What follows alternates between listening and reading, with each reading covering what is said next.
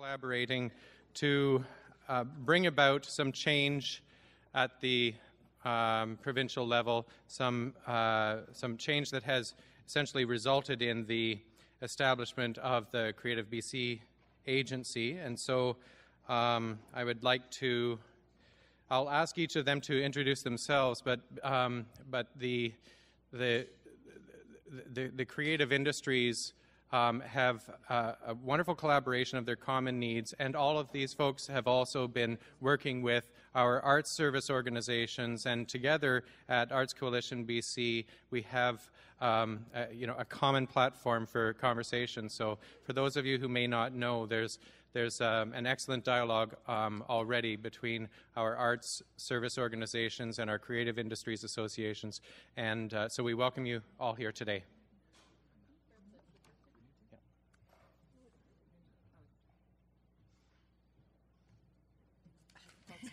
I get the remote. Oh, we're already going. There we go. You're going to start, Margaret? Or? Well, I'll start, but you introduce yourself. Oh, I'm going to introduce myself. Hi, everyone. Good afternoon. We're the post-lunch panel. Okay. Maybe a little calisthenics or something. Anyway, we'll try to, hopefully we'll get to questions, because when we looked at 45 minutes, we're like, whoa, okay, we can talk long. But anyway, we will welcome your questions. I'll introduce myself. I'm Liz Shorten. I'm the Managing Vice President of the longest acronym here, but the Canadian Media Production Association BC Producers Branch. We're a trade association that represents film, television, and digital media producers, producing content for all platforms, screen-based industries. So we've got about 75 members here in BC, and we're part of a national organization with over 300 members across the country. Thank you. Stereo. Hi. Your music. Hi, my name is Bob Deeth. I'm the Executive Director of Music BC.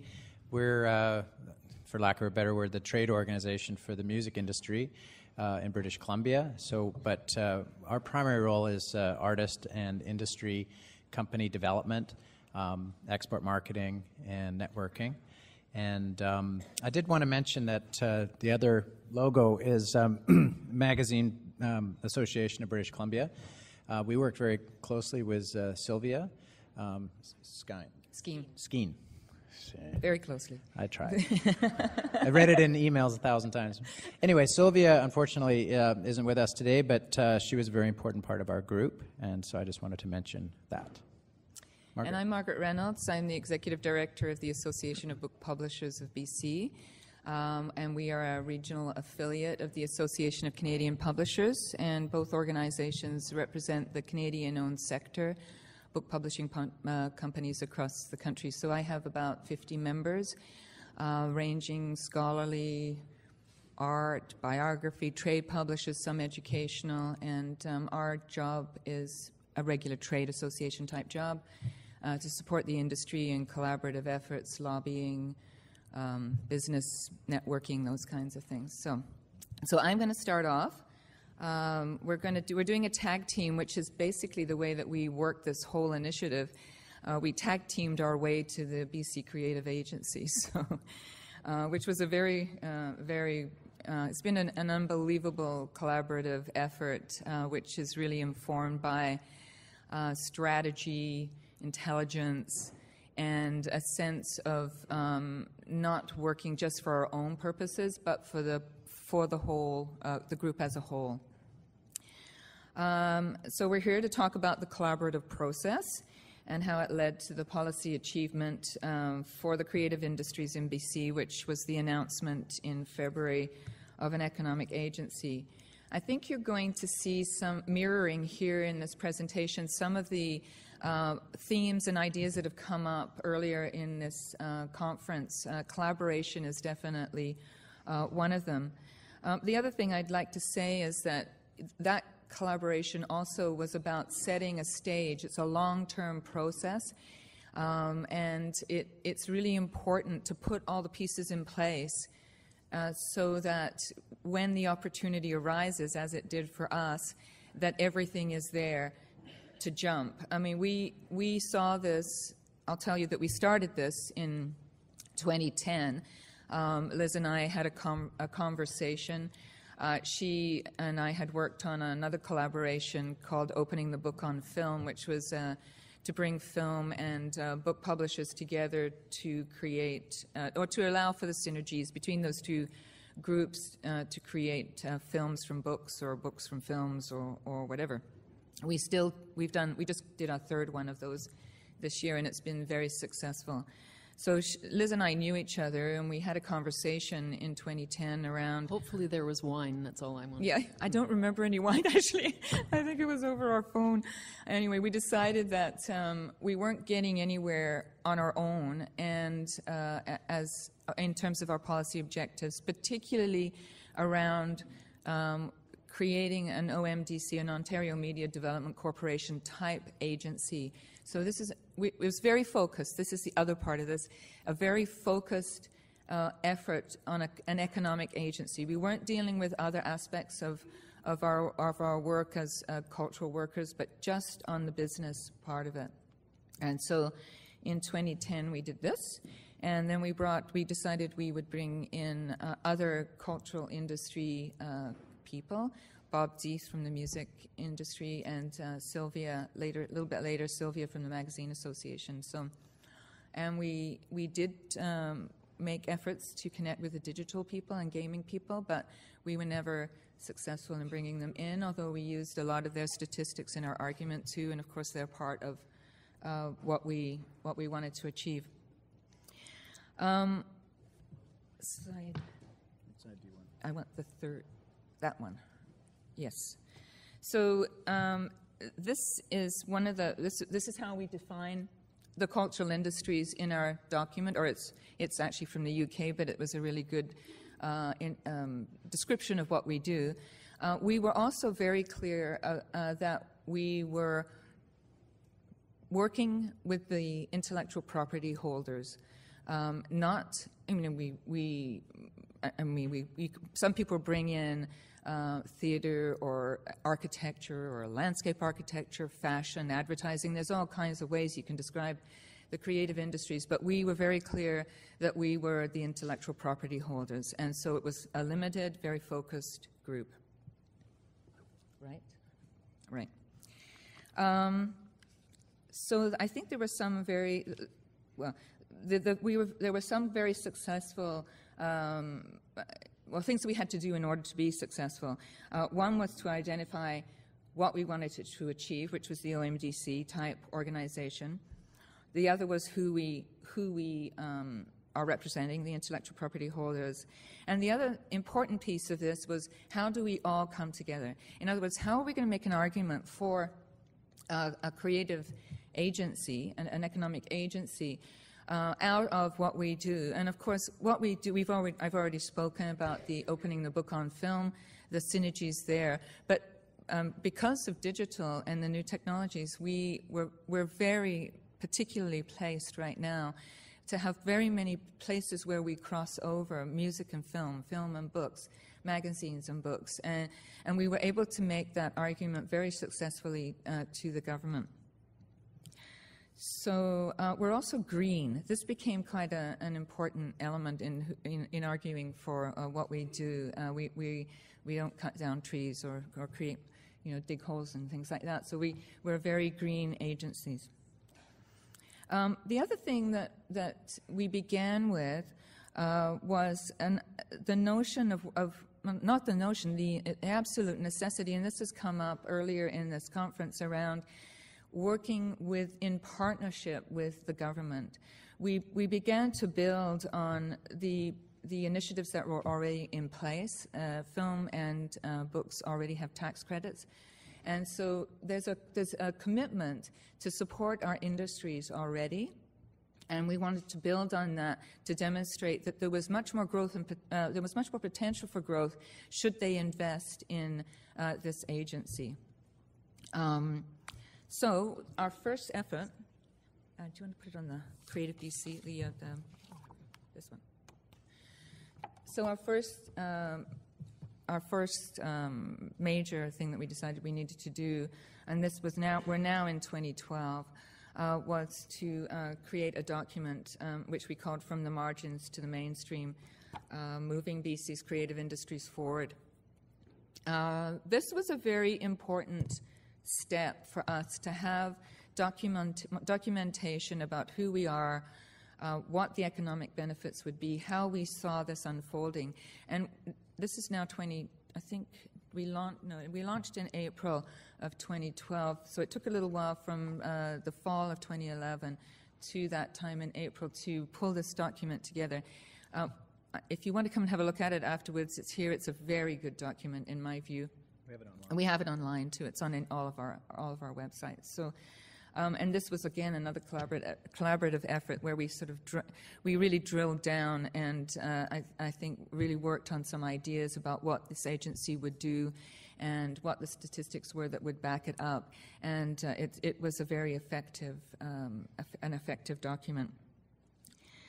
We also pooled our resources, financial resources, thank goodness for the film industry, who were amazingly supportive. And Liz, you know, film has a lot more clout than book publishing does in this province, and I hate to say it because it isn't true, but that, you know, we're less significant than any of the other cultural industries, but film has a lot of cachet in British Columbia, and Liz has been enormously supportive, both with her time and her organization, but also with the financial resources that they had that didn't exist so readily in our other organizations.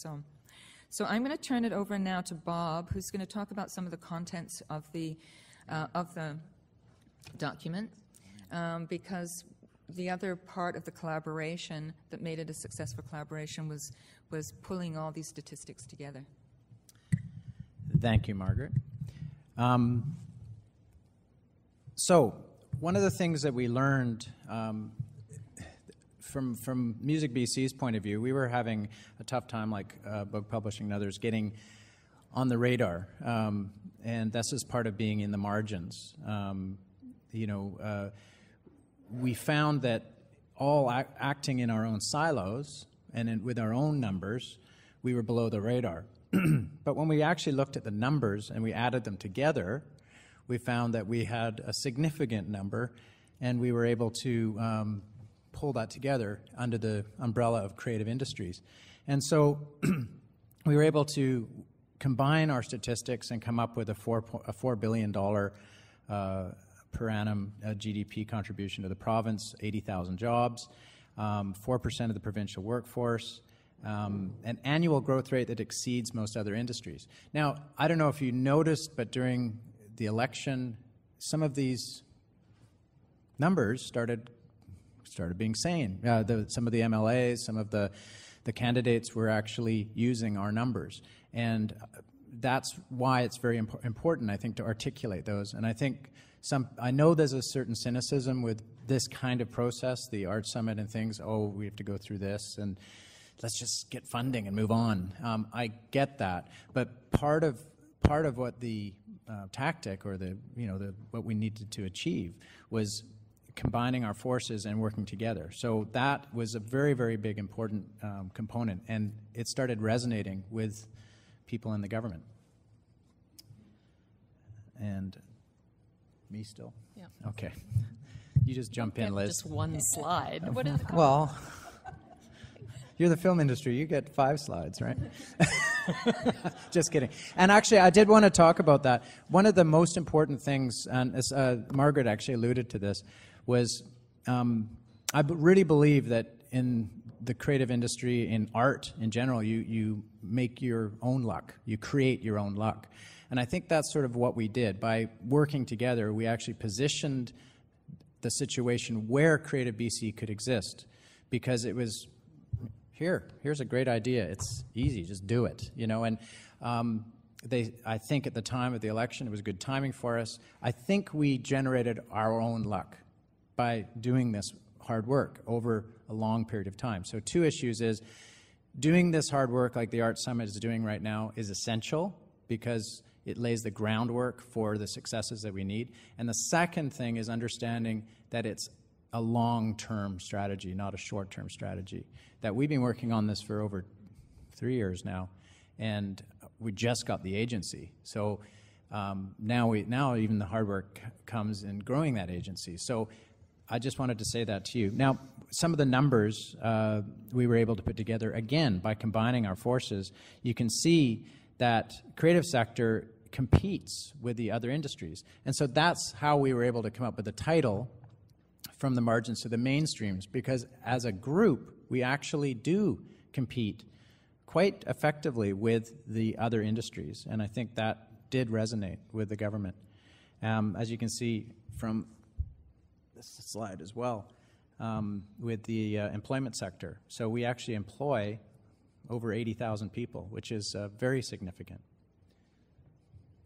Are we done yet? Yeah, this is my turn. That's Liz's turn.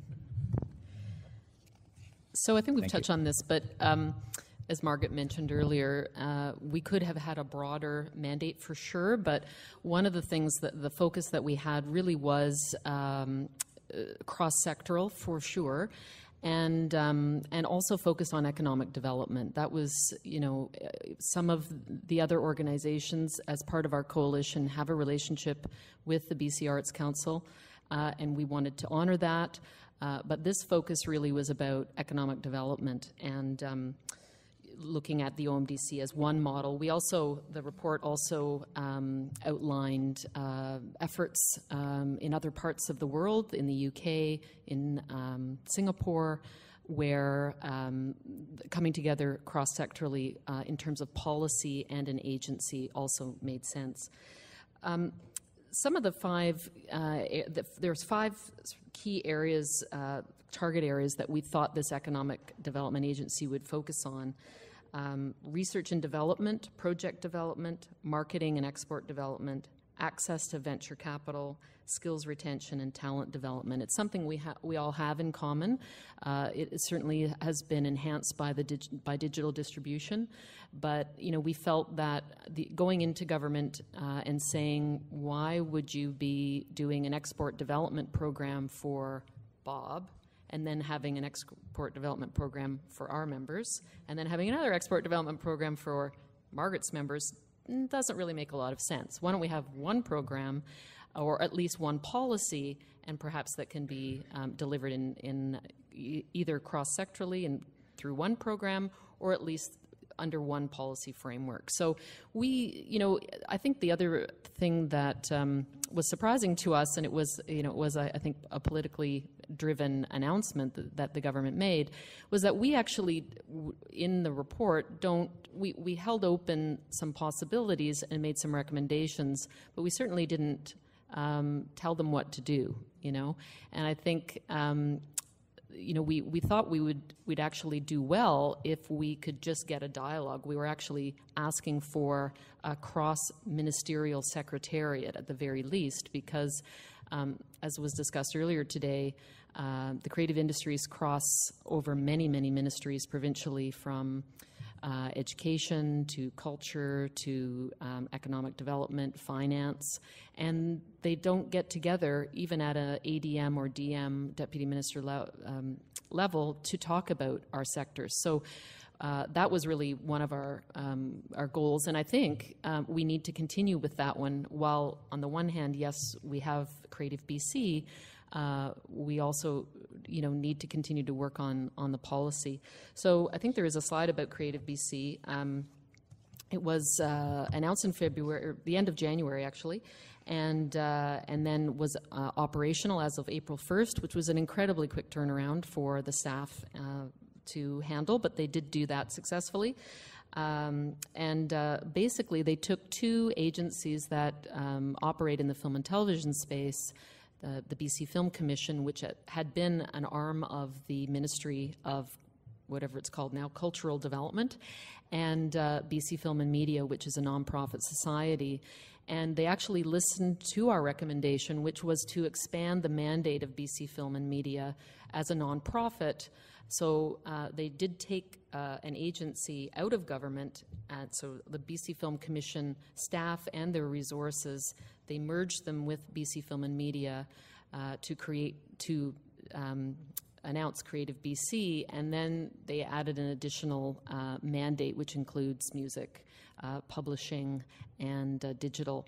So little disappointing in terms of the funding that the organization has at this point. They did get $2 million of new funding in addition to approximately $2 million that they had as their own distinct organizations. So we had made a proposal that the first year of the organization should be funded at a $15 million level. So clearly we were not successful, but we will not be deterred. I don't know, little pie is better than no pie.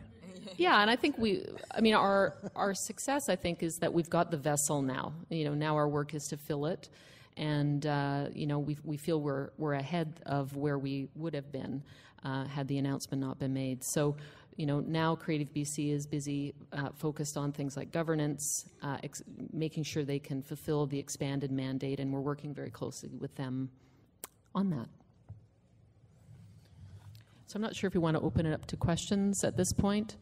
There were a few little things. I think just want to make sure we've dealt with all these. So I think Margaret dealt with the issue of how we came together. I just wanted to reiterate that what ties us together was the common. We had some common issues around intellectual property and content creation and ownership, and that kind of was something that we all had. So that allowed us to do that, to work together. And the other thing is we found very quickly that working in our own silos really was ineffectual compared to the power of working together. And I think that's essentially what this talk is about, is the power of collaboration. And it's interesting because Margaret and I are sort of straddle the fence between our organization's work on the art side and the creative industry side as well. So we're also part of a number of arts coalitions and a number of organizations. And I have noticed that because of the struggles that we've had financially over the last 12 years, I have noticed that the arts community has been more and more working together, which I think is fantastic. I think that that's the future, I think, is working together. And like I just said, I mean, we're all fighting over, scraps in the yard. I mean, what we need to do is take this pie that we're all trying to fight over and actually, instead of fighting over that, actually work together to get the pie bigger. So that, and I think that's what we did. We actually created a new pie, a new flavor. Well, and certainly in advance I like pie, of the gluten-free pie, The we have that in gluten-free common. pie. Yeah. One of the things that just in my own, we all do advocacy on behalf of our members and our sectors, and to be clear, what the part of the film and television industry that I represent are actually BC companies. So they're developing content for global export, but they're developing their own intellectual property. Some of them do service work on some of the Hollywood productions that come into town, but for the most part, they're developing their own content across all genres. So that's what we had in common. Mm-hmm. And I don't know where I was going with what I was going to say. Oh, I know. And certainly as part of my role in advocacy, sitting down with governments, to be able to say that, to move your messaging from saying you're a $1 billion industry to a $4 billion industry is an incredibly powerful thing. And I think, we were able to change the discourse, certainly in terms of the recent election. All of the parties, including the BC Conservatives, which shocked me, had statements about the creative industries. And that, if we circle back a year ago, we would not have seen that. So we knew we were successful, not only with the Creative BC agency, but actually how the sectors are being talked about. So that felt good. Mm-hmm. So shall we open it up to questions? Rob, how much time do we have? 10 minutes? We'll take just a few minutes for questions. And so just step down to a microphone. If you have any questions, just come right down. Start on that far side. Hi, my name's Eleni, and I'm here representing CARFAC BC. It's a visual arts organization it's a professional association for visual artists. My question to you is with respect to what are the key factors in the success of your collaboration? Like, what do you, if you were to drill it down, like what really made your collaboration work? Well, my 2 cents, I think doing the research, having a document, like making it real. I think, and the combined message, and I think, actually doing the meetings, together is quite powerful. That would be my thinking.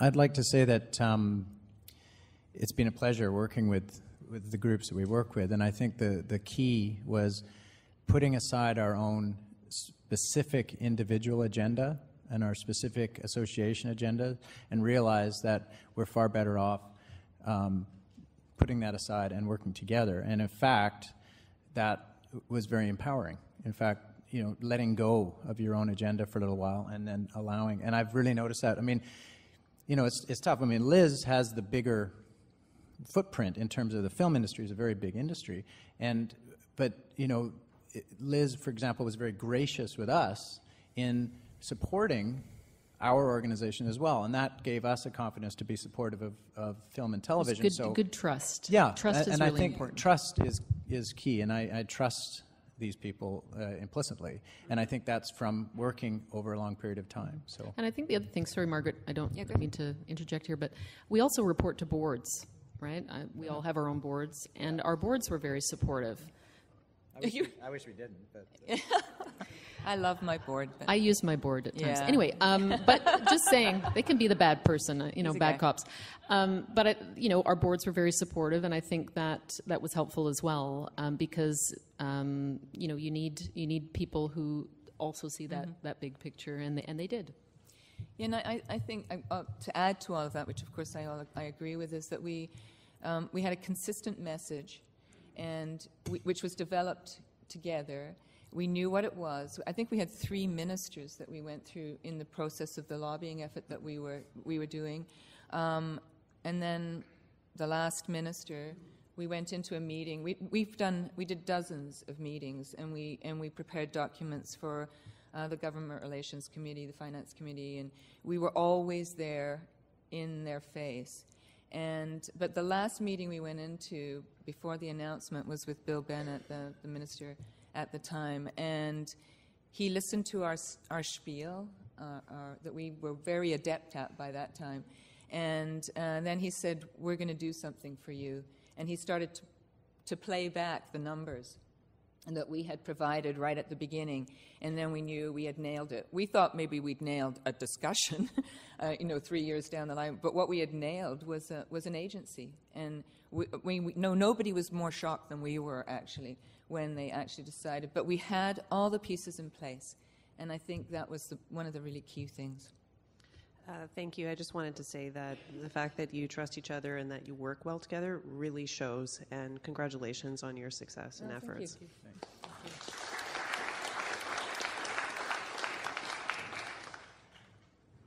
Hi there. My name is Louise Wallace from Salmon Arm. I'm with the Shuswap District Arts Council. First of all, I'd like to thank you for Margins to Mainstream. It was instrumental in research we did in going to our city to get a 3-year funding arrangement. So thank you for that. That's so great. I also work in the creative industry, so there are a lot of us out there watching what's happening and very excited to see it all come together. I would be curious about your thoughts on working with the private sector, so publishers, magazine publishers, production companies, and also whether or not there'll be a step at some point to work with the feds,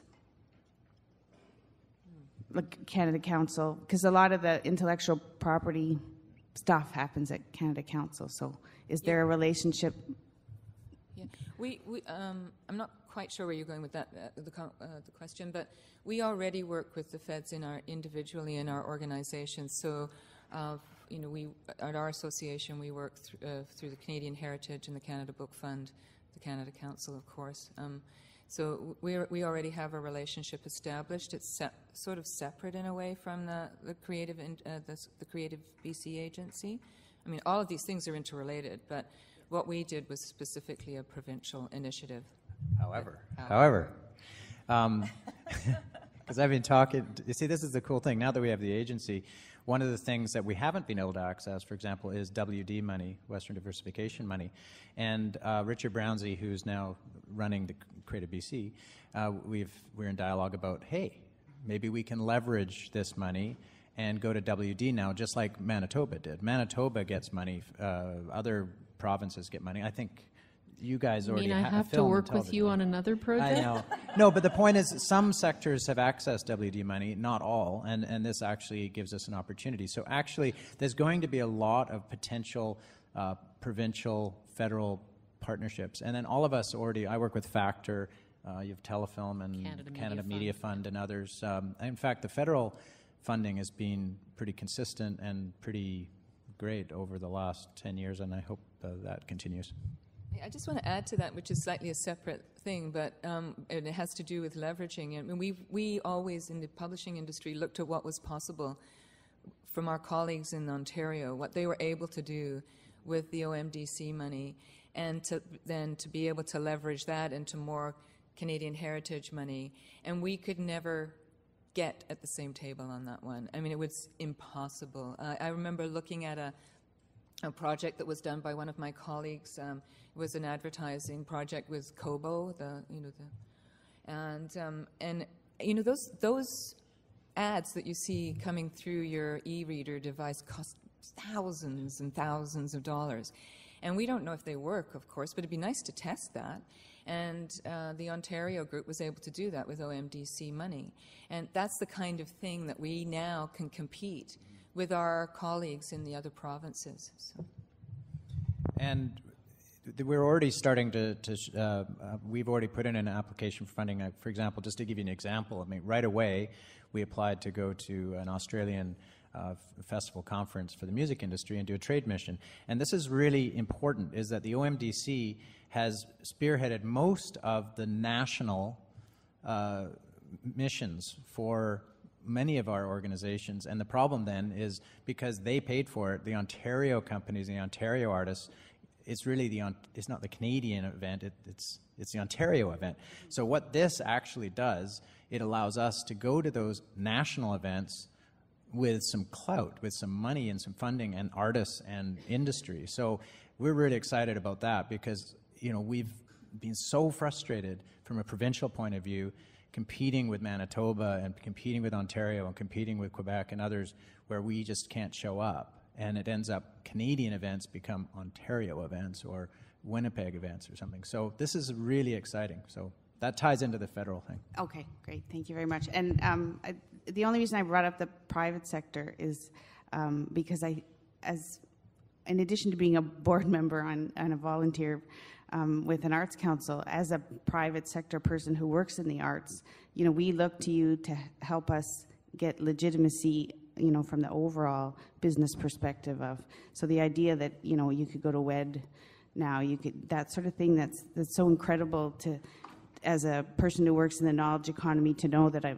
suddenly we're being considered on the same playing field as the other industries. So I want to thank you for that. Thank you. Lindy, I'm going to ask you to bring forward the last question. Well, thank you very much. Lindy Sisson, the Executive Director of the Act Arts Centre and Theatre in Maple Ridge, home of Bob Deeth. Maybe I'll get you on my board, Bob. We're also an arts council. So I was at the airport the other day and quite shocked by some advertising I saw there. And we all know, you know, whatever private industry has the most money to advertise can get out their information, or what I consider misinformation about jobs. And what industry is creating the most jobs. I'm an Albertan who grew up when Alberta culture rocked in the 80s, and you know, it was a whole different story than what we've heard here today. But now I'm a British Columbian that has to, you know, listen to this misinformation about who is creating jobs. And the history of BC is that we're just export, cut, you know, dig holes. That was Alberta, and now we're cutting trees. This information and the statistics that you have are really important. Now, you've been able to get some government people to listen to you. Now, I think part of our advocacy efforts have to be that our sector creates more jobs or more sustainable jobs. Your chart, the last one, you know, the oil and gas industry is the lowest jobs, yet they are using their incredible resources to misinform people, and that is what people are going to believe. So we have to fight against that somehow for a number of reasons. I'm really happy to see that Spencer Chandler Herbert is now the environmental critic. Maybe we can get him to work for both of us. I wish he were here today. Good point. Do you have a question? Yeah, how are you going to get those statistics out further than just So what we need you've our done own with them so far? misinformation campaign. Is that what you're saying? We need the real information Yeah, no, of campaign, course, because yeah. people don't really understand the number of jobs. You know, when I worked at the Children's Festival, people asked me if I was a volunteer. Well, one of the things, we actually had a meeting earlier this week where we gave our head a shake to say, yes, we've got to go back and meet with the new ministers, you know, and this is the next step, is we've got to a certain extent, there's 25 new Liberal MLAs alone. So we've got a lot of work to do to get these statistics in front of folks, from the ministers to the new deputies, and start all over again. In a way, thankfully, we've got our Creative BC agency, which, you know, we'll continue to advocate for, but, you know, we've got to get back in with those statistics, absolutely, and continue to make the case. Thank you. And thanks to all of you. Yeah. I want to echo that comment about the fact that you've created that document and done all of this work is helping more than just you and your effort, but helping all of us in sharing that information, and hopefully we continue to do that work on behalf of our entire sector, even when it's focused on a group that it really is a benefit that goes broadly to across the community. Thank you very much. Thank you. Yeah.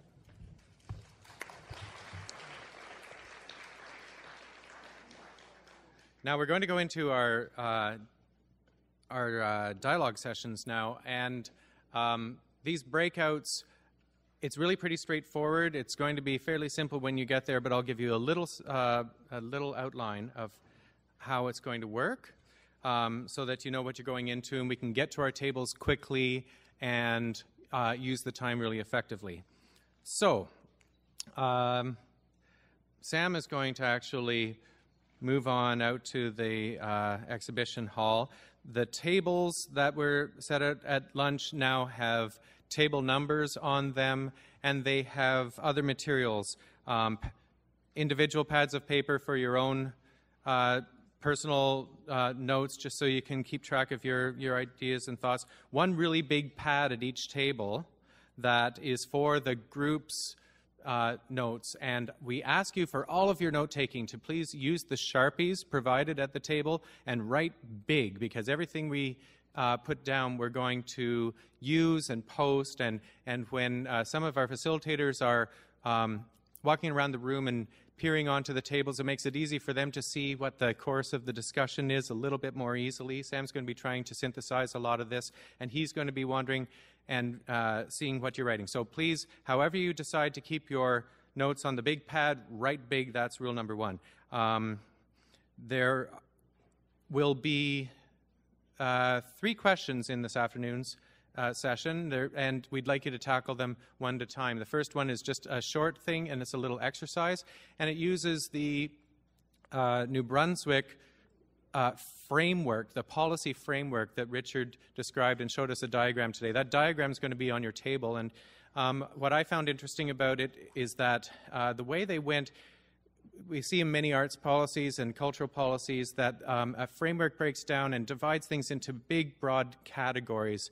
And in the New Brunswick model, the way that it's broken out into its 4 categories, as Richard describes, was key to allowing everyone to be able to see themselves in one of those categories at least, and to identify with the principles outlined in the policy in more detail. So we're going to ask you to take a little sticker and put it in a place where you think you see yourself most within that description of those 4 big categories. You might see yourself in many places, but sort of pick a place where your sticker belongs, and it'll inform our discussion a little bit. I have a hypothesis that we will have a whole lot more people in maybe one quadrant than others, but we'll see.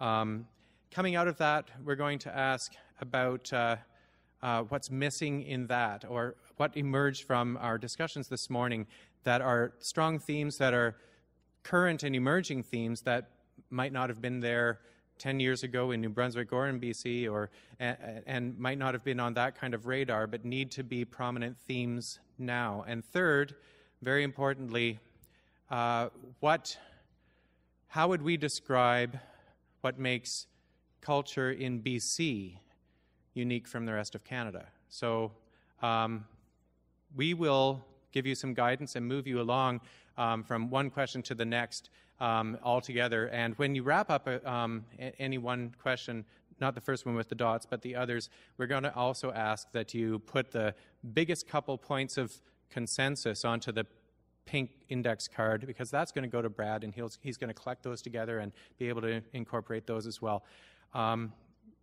After 45 minutes out there and getting through all those questions, as you can see, it's got to be kind of lightning fast. It's a brainstorming kind of thing as much as anything, and try to bring as much as you can of what you heard and were thinking about and want to contribute from this morning. But we'll come back here and we'll have some report backs. Short and snappy, and Don Brennan will lead us through that. And we'll